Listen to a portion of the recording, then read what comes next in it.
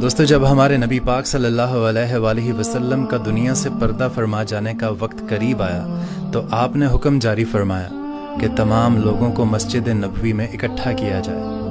حکم کی تعمیل ہوئی اور مجمع سج گیا، اور جب آپ اپنے حجرہ مبارک سے باہر تشریف لائے تو بظاہر آپ کو دو لوگ سہارا دیتے ہوئے ممبر تک لے کر آئے۔ آپ ممبر پر تشریف فرما ہوئے اور آپ نے مجمع کی طرف نظر دوڑائی، اور جب آپ بات کرنا شروع ہوئے تو آپ کے ہاتھ مبارک کانپتے تھے، شدید علالت تھی، بہت زیادہ بخار تھا۔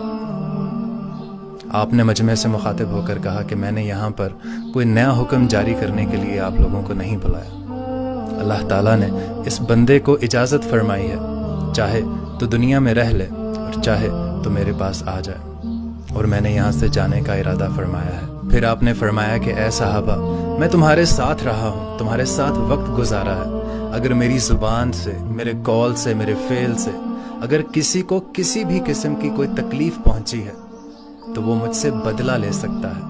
آپ نے یہ نہیں فرمایا کہ مجھے معاف کر دے۔ جمہوریت کا دور تھا، ایک صحابی اٹھ کھڑے ہوئے جن کا نام تھا حضرت آکاشا، بوڑھے صحابی تھے۔ عرض کرنے لگے، یا رسول اللہ، جنگ کا ماحول تھا، آپ صفے درست فرما رہے تھے، آپ نے میری ننگی پشت پر ایک درہ مارا تھا، مجھے بدلہ چاہیے۔ مسجد نبوی پر یہ منظر دیکھ کر ایک عجیب قسم کی کیفیت طاری ہو گئی، تو نبی پاک نے حضرت بلال حبشی سے کہا کہ جاؤ، حضرت فاطمہ کے گھر میں درہ پڑا ہے، لے کر آؤ۔ حضرت بلال حبشی اٹھے بوجھل دل سے، حضرت فاطمہ کا دروازہ کھٹکھٹایا اور کہا کہ نبی پاک درہ مانگ رہے ہیں۔ حضرت فاطمہ کہنے لگیں، کوئی جنگ کا ماحول نہیں ہے، کوئی قیدی نہیں ہے، درہ کس سلسلے میں چاہیے؟ تو حضرت بلال حبشی نے پورا ماجرا سنایا اور رو پڑے۔ تو حضرت فاطمہ کہنے لگیں کہ میرے یہ دو بیٹے ہیں، انہیں ساتھ لے جاؤ اور آکاشا سے کہو کہ انہیں 100 درے مارے، لیکن نبی پاک کو کچھ نہ کہے۔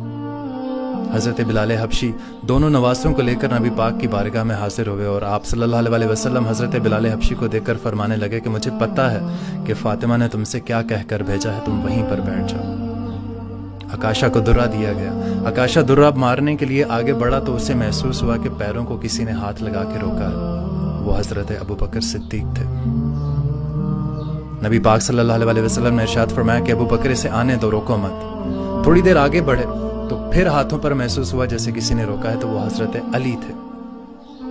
نبی پاک نے پھر ارشاد فرمایا کہ